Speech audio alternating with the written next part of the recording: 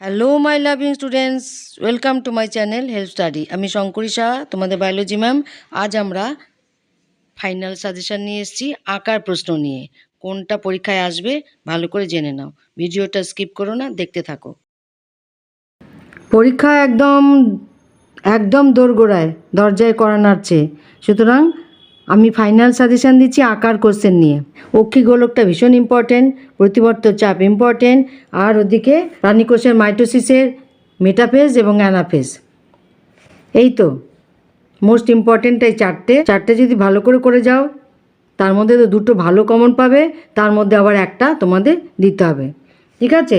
আঁকার প্রশ্ন নিয়ে কোনো টেনশন করবে না, খুব সহজ। চিত্র অঙ্কন ও চিহ্নিতকরণ সংক্রান্ত প্রশ্নাবলী। 1 নম্বর, একটি প্রতিবর্ত চাপে চিত্র অঙ্কন করে লিখিত অংশগুলি চিহ্নিত করো।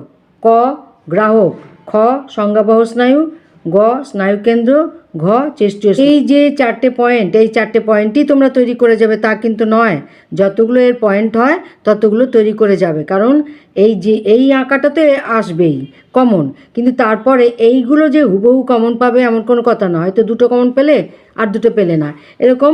সেই জন্য প্রত্যেকটা পয়েন্ট ভালো করে শিখে যাবে, যাতে যে চারটেই পয়েন্ট দিক তোমরা ভালো পারবে। 2 নম্বর, প্রাণীকোষের মাইটোসিস কোষ বিভাজনের অ্যানাফেজ দশার পরিচ্ছন্ন চিত্র অঙ্কন করে নিম্নলিখিত অংশগুলো চিহ্নিত করো। ক মেরু অঞ্চল, খ বেমতন্তু, গ ক্রোমাটিড, ঘ সেন্ট্রোমিয়ার। এই যতগুলো পয়েন্ট হয় ততগুলো পয়েন্টই শিখবে, বারবার আমি বলছি। মানুষের চোখে লম্বচ্ছেদের পরিচ্ছন্ন চিত্র অঙ্কন করে নিম্নলিখিত অংশগুলো চিহ্নিত করো। Choroid, cornea, lens, iris. এখানে চোখে কি চারটেই পার্ট আছে? না, অনেকগুলোই পার্ট আছে। অনেকগুলো পার্টই তোমরা শিখবে, তার মধ্যে থেকে যে কোনো চারটে দেবে। শুধু এই চারটে পার্টই শিখবে না কিন্তু। ঠিক আছে? এই চারটে জিনিস, মাইটোসিসের অ্যানাফেজ পড়বে, তার সাথে কিন্তু মেটাফেজটাও পড়বে। কারণ মেটাফেজে একটা ইম্পর্টেন্ট বৈশিষ্ট্য আছে, নিরক্ষীয় অঞ্চলে ক্রোমোজোমের সজ্জাবিন্যাস। সেইটা কিন্তু ভীষণ ইম্পর্টেন্ট পয়েন্ট, সেই জন্য সেইটা দেখানোর জন্য মেটাফেজটাও দিতে পারে। তাহলে আমরা কি পেলাম? অক্ষি গোলক পেলাম, প্রতিবর্ত চাপ পেলাম, প্রাণীকোষের মাইটোসিসের মেটাফেজ এবং অ্যানাফেজ পেলাম। হয়ে গেল এই চারটে। আমার এই চারটেই সাজেশান থাকবে। ওকে, এই চারটে যদি ভালো করে দেখে যাও তাহলে আর কোনো চিন্তা নেই। এই যে চোখ, এখানে চারদিক থেকে যে পয়েন্টিং করেছে, এটা কিন্তু রং প্রসেস। এটা কিন্তু ফাইনাল পরীক্ষা কোনো পরীক্ষাতেই চলে না, কারণ এটা রং প্রসেস। হয় বাঁ দিকে লাইন করে পয়েন্টিং করবে, নয়তো ডান দিকে লাইন করে পয়েন্টিং করবে, তলায় ক্যাপশন দেবে। পরিষ্কার পরিচ্ছন্ন আঁকবে, এই রকমই সাইজ রাখবে, বেশি বড় আঁকার দরকার নেই। পেন্সিলটাকে শার্প করে নেবে, আর বেশি মোছামুছি করে আঁকাটাকে অপরিষ্কার করে ফেলবে না, কালো করে ফেলবে না। ওকে, এইগুলো পরিষ্কার সুন্দর করে লিখবে। আর এগুলো একটা লাইনের মধ্যে, দেখেছো এখানে একটা লাইনের মতো করে সাজিয়েছে, আর এই চারদিক থেকে পয়েন্টিং করবে না, একটা সাইডে করবে। হয়ে গেল। এখানেও তাই করেছে, চারদিক থেকে পয়েন্টিং। এটা কিন্তু ঠিক নয়, চারদিক থেকে পয়েন্টিং করলে পরে কিন্তু ভালো নাম্বার হবে না। আঁকায় এই কোশ্চেনে কিন্তু বেশি নাম্বার তোলা সম্ভব। আঁকায় থাকবে 3 আর পয়েন্টিংয়ে থাকবে 2, হাফ হাফ করে 4টে পয়েন্টিং, হাফ হাফ করে 2। পয়েন্টিং সঠিক হলে পরে 2-এ 2 পাওয়া যায়, আর 3-এর মধ্যে নাম্বার কাটার চান্স আছে। আঁকা যদি পরিষ্কার পরিচ্ছন্ন হয়, আঁকায় যদি পয়েন্টিংগুলো সুন্দর করে সাজানো থাকে, তলায় যদি ক্যাপশন থাকে, পরিষ্কার পরিচ্ছন্ন হয়, সুন্দর সাইজের হয়, তাহলে পরে আঁকায় 3-এ 2.5 তো খুব ভালোভাবে পাওয়া যায়। ঠিক আছে? আচ্ছা, এরপরে আমরা প্রতিবর্ত চাপের ছবিটা একবার দেখি।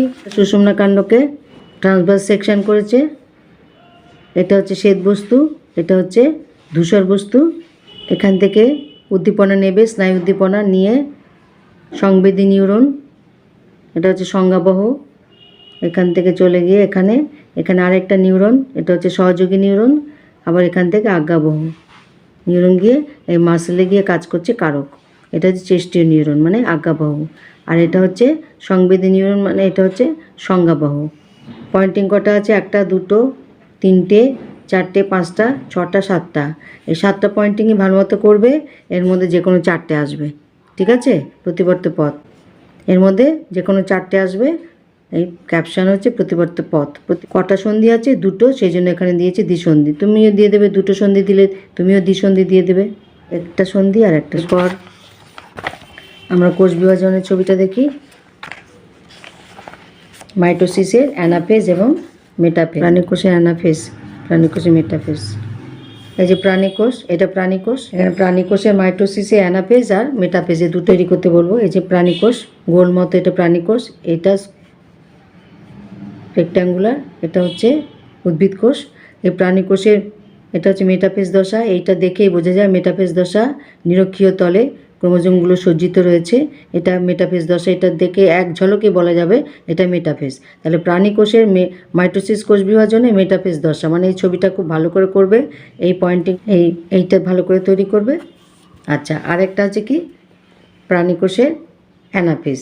এ দেখো, এটা উদ্ভিদ কোষ, এটা প্রাণীকোষ। প্রাণীকোষে অ্যানাফেজ, এই ছবিটা দেখেও বুঝতে পারবে অ্যানাফেজ, কারণ মেটাফেজের পরেই তো অ্যানাফেজ হয়। মেটাফেজে এইভাবে থাকে ক্রোমোজোমগুলো নিরক্ষীয় তলে, আর অ্যানাফেজে দুদিক থেকে, দুটো মেরু থেকে টানতে শুরু করে ক্রোমাটিডগুলোকে। এই ক্রোমাটিডগুলোকে টেনে এদিকে নেবে, আর এই ক্রোমাটিডগুলোকে টেনে ওইদিকে নেবে। এই যে অ্যানাফেজীয় চলন এটাকে বলে।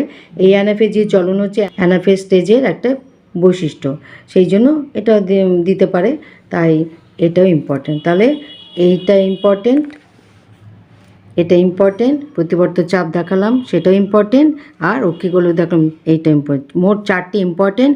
এই 4টে ভালো করে যদি তৈরি করে যাও, কোনো চিন্তা নেই।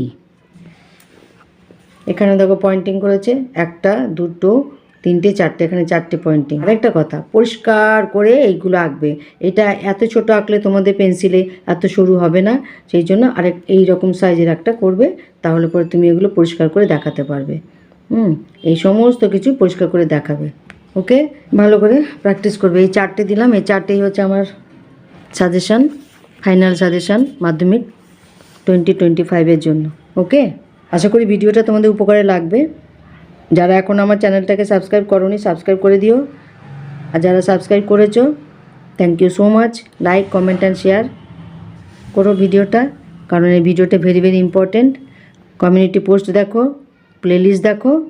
আজকে বেশি সময় নিয়ে কথা বলবো না। Thank you, love you all the best.